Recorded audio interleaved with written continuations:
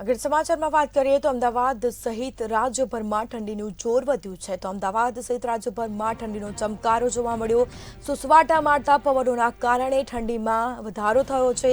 રાજ્યભરમાં લઘુત્તમ તાપમાનમાં ઘટાડો નોંધાયો છે તો બીજી તરફ આગામી દિવસોમાં પણ ઠંડીનું જોર વધશે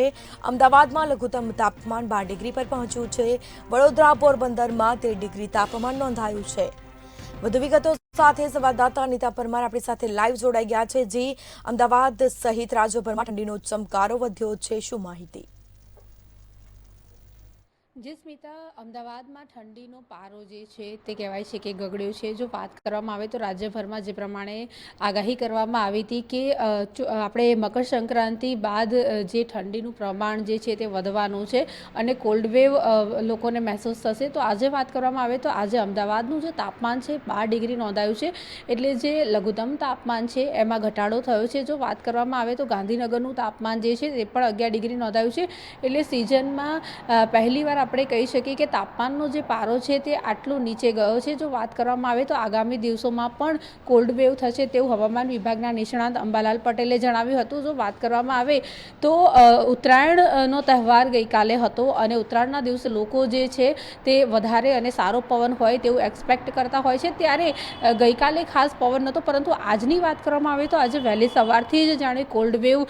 વહેતી હોય એવું લાગી રહ્યું છે અત્યારે હાલ વહેલી સવારથી જ ઠંડા પવનો ફૂંકાઈ રહ્યા છે અને જાણે રાજ્યમાં ઠંડીની ચાદર છવાઈ હોય તેવા દ્રશ્યો જોવા મળી રહ્યા છે જો વાત કરવામાં આવે તો વહેલી સવારના આ દ્રશ્યો છે જેમાં આપ જોઈ રહ્યા છો કે રોડ રસ્તા જે છે તે સુમસાન બન્યા છે એકલ દોકલ લોકો જ બહાર નીકળી રહ્યા છે અને પવન ઠંડા ઠંડા પવનો ખાસ ફૂંકાઈ રહ્યા છે સાથે જ ધુમ્મસવાળું વાતાવરણ પણ જોવા મળી રહ્યું છે જે પ્રમાણે હવામાન વિભાગે આગાહી કરી છે કે રાજ્યમાં મકર સંક્રાંતિના તહેવાર બાદ ઠંડીનું જે પ્રમાણ વધશે તે પ્રમાણે આજે પણ આપ જોઈ રહ્યા છો કે વહેલી સવારે ઠંડા પવનો ફૂંકાઈ રહ્યા છો શિયાળો જાણે પૂર બહારમાં ખીલ્યો હોય તેવા દ્રશ્યો નજર આવી રહ્યા છે સુસવાટા મારતા પવનોના કારણે થઈને ઠંડીનું જે પ્રમાણ છે તે વધ્યું છે રાજ્યભરમાં લઘુત્તમ તાપમાનમાં ઘટાડો થયો છે આગામી દિવસોમાં પણ ઠંડીનું જોર વધશે તેવું હવામાન વિભાગના નિષ્ણાંત અંબાલાલ પટેલે જણાવ્યું હતું જો વાત કરવામાં આવે તો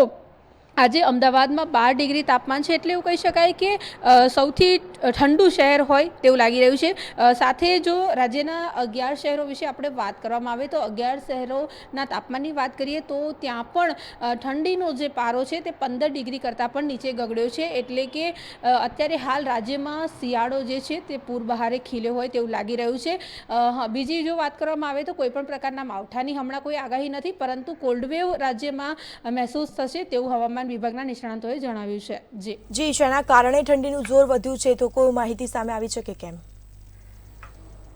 જી સ્મિતા નિષ્ણાંતોના કહેવા મુજબ હાલ જે કહેવાય છે કે વાતાવરણમાં પલટો આવ્યો છે અને આ પલટો જે છે તે મકર સંક્રાંતિના તહેવાર બાદ આવ્યો જનરલી આપણે જોઈએ તો મકર સંક્રાંતિના તહેવાર બાદ જે હોય છે તે ઠંડીનું પ્રમાણ હોય છે તે ઘટતું હોય છે કહેવાય છે કે ઓછું થતું હોય છે ઠંડીનું પ્રમાણ અને એ પ્રમાણે અત્યારે હાલ જે કહેવાય છે જાન્યુઆરીમાં તો જોઈએ એવી ઠંડી પડતી જ હોય છે તો નિષ્ણાંતોના કહેવા મુજબ જે ઠંડા પવનો ફૂંકાઈ રહ્યા છે સુસવાટા મારતા પવનો કારણે થઈને હાલ વધારે ઠંડી લાગી રહી છે અને જો વાત કરવામાં આવે તો ધુમ્મસવાળું વાતાવરણ છે તેના કારણે પણ એક ઠંડીનો અહેસાસ થઈ રહ્યો છે હાલ જો વાત કરવામાં આવે તો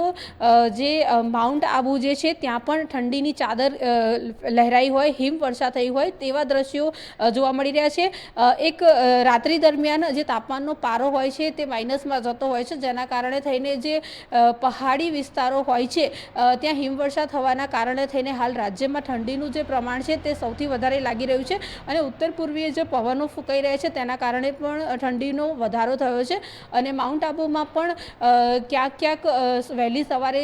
હિમવર્ષા થઈ હોય એ પ્રકારના દ્રશ્યો આપણે કહી શકીએ કારણ કે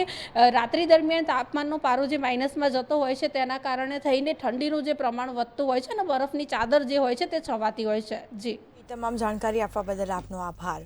તો અમદાવાદ સહિત રાજ્યભરમાં ઠંડીનું જોર વધ્યું છે તો બીજી તરફ સુસવાટા મારતા પવનોના કારણે ઠંડીમાં વધારો પણ થયો છે તો કહી શકાય કે